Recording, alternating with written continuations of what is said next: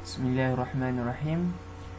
Saya Muhammad Khalid Izzat Baharidan, bernombor matrik A167649, ingin membuat pembentangan esei individu saya, iaitu bertajuk pengenalan hadis sahih, hasan dan dhaif.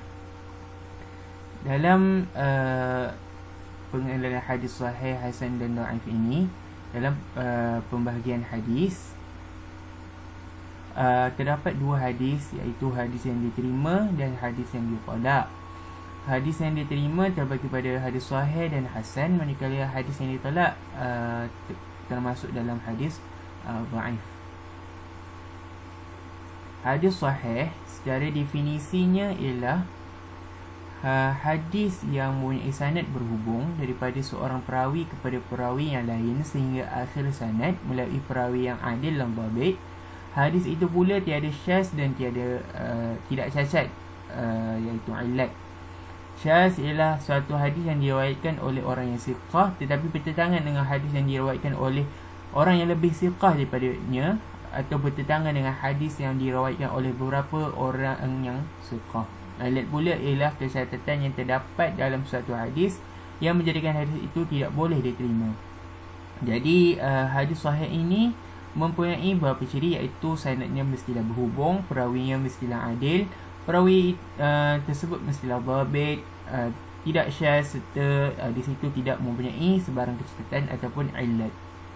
Terdapat dua bahagian dalam hadis sahih ini, iaitu hadis sahih li zatihi dan hadis sahih li ghairihi. Hadis sahih li zatihi ialah hadis yang di mana asalnya ialah sahih, dan sahih itu sesuatu yang asal, bukan disebabkan oleh faktor yang lain lah. Seperti hadis ini yang diriwayatkan oleh Al-Imam Bukhari, di dalam sanad hadis ini semua perawinya ialah siqah, dhabit dan adil, serta sabit pengambilan hadis daripada seorang perawi kepada perawi yang lain lah. Hadis itu tiada syaz dan tidak mempunyai illat, maka hadis ini mencukupi syaratnya bagi hadis sahih. Hadis sahih li ghairihi pula ialah hadis ini asalnya tidak sahih, iaitu hasan, tetapi disebabkan adanya hadis yang menyokong hadis tersebut daripada jalur yang lain, maka martabat hadis ini meningkat kepada hadis sahih. Seperti di dalam hadis tersebut yang diriwayatkan oleh Al-Imam At-Tirmidzi, dalam sanad hadis ini terdapat Muhammad bin Amru. Menurut ulama hadis, beliau adil tetapi ingatannya tidak sempurna, maka hadis ini dihukum sebagai hasan.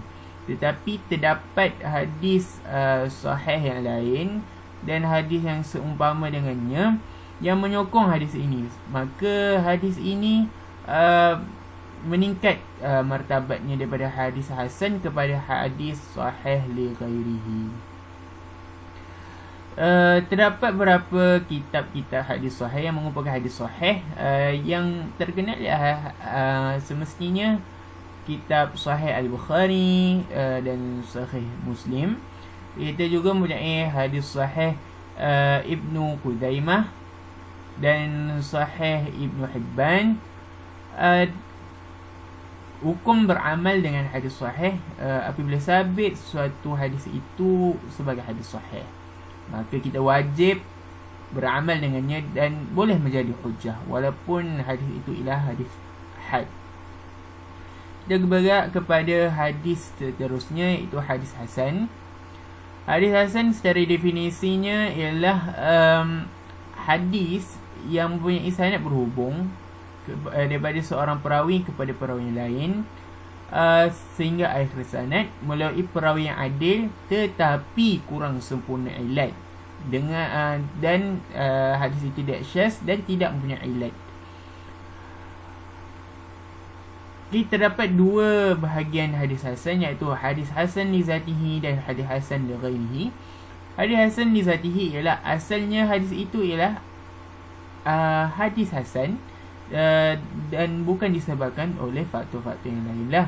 Seperti di dalam hadis ini yang kita bincang sebelum ini, adanya perawi yang bernama Muhammad bin Amru para ulama mengatakan hadis yang diriwayatkan oleh Muhammad Ibn Amru ini dihukumkan sebagai hadis hasan. Tetapi sekiranya ada hadis yang lebih kuat ataupun setaraf dengannya yang dapat menyokong hadis tersebut, maka hadis itu dapat dinaik martabatnya kepada hadis sahih li ghairihi. Kita bergerak kepada hadis seterusnya, ialah hadis hasan li ghairihi. Hadis hasan ini ialah hadis dhaif sebenarnya, tetapi disokong oleh hadis yang lain, maka hadis ini mencapai taraf hadis hasan. Tetapi dengan syarat hadis yang dirawatkan oleh perawi yang tidak diketahui dengan jelas kepribadiannya. Perawi itu mestilah seorang yang tidak lalai, tidak banyak melakukan kesilapan dalam hadis, tidak disyaki berdusta dan tidak melakukan perkara-perkara yang membawa kepada kefasikan, seperti dalam hadis yang diriwayatkan oleh Al-Imam Tirmizi. Hadis ini diriwayatkan oleh Hashim ini, di mana para ulama hadis ini juga telah diriwayatkan oleh melalui jalur yang lain, iaitu Ismail ibn Ibrahim At-Taimi. Ismail bin Ibrahim pula hadisnya didaifkan, dan hadis ini juga telah diriwayatkan oleh Abu Sa'id dan lain-lainnya. Oleh itu ia dihukum sebagai hadis hasan, iaitu hadis hasan li ghairihi lah, di mana asal kepada hadis ini adalah hadis dhaif, tapi disokong oleh hadis yang lain lah. Antara kitab-kitab yang mengandungi hadis hasan, contohnya Sunan At-Tirmizi, Sunan An-Nasa'i, Sunan Abi Dawud, Sunan Ibn Majah, Sunan Ad-Daruqutni, Musnad Imam Ahmad ibn Hanbal, Sunan Ad-Darimi, Muwatta Imam Malik. Hukum beramal dengan hadis hasan ini boleh dijadikan hujah dan boleh beramal dengannya, tetapi dengan syarat ianya ialah hadis hasan li zatihi sahaja. Sekiranya untuk hasan li ghairihi, dia perlu mempunyai tarik ataupun jalur yang lain dan tidak menimbulkan sebarang keraguan lah dalam beramal dan menjadikannya sebagai hujah.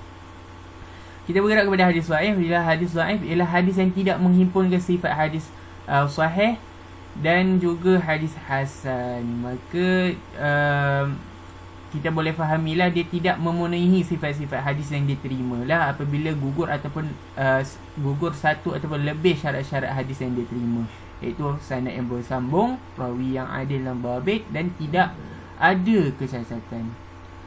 Ini adalah sebab-sebab kenapa sesuatu hadis itu menjadi hadis dhaif. Antaranya ialah dusta, cuai, ragu-ragu, jahil, bid'ah, buruk hafazan perawinya dan sebagainya.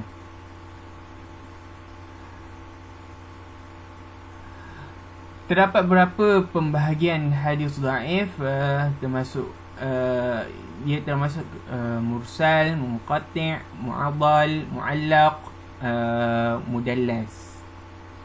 Hukum beramal dengan hadis dhaif ini, ada beberapa ulama, pendapat ulama, iaitu tidak boleh beramal sama sekali. Boleh beramal jika tidak terlalu dhaif hadisnya. Harus beramal dengan syarat hadis itu tidak terlalu lemah, termasuk di bawah dasar umum yang diterima pakai. Tidak bertekad semasa beramal bahawa hadis itu betul-betul daripada Nabi Muhammad sallallahu alaihi wasallam.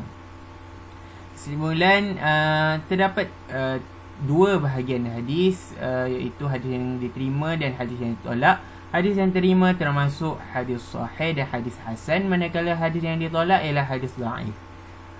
Setakat itu saja daripada saya. Wallahu ta'ala a'lam. Wassalamualaikum warahmatullahi ta'ala wabarakatuh.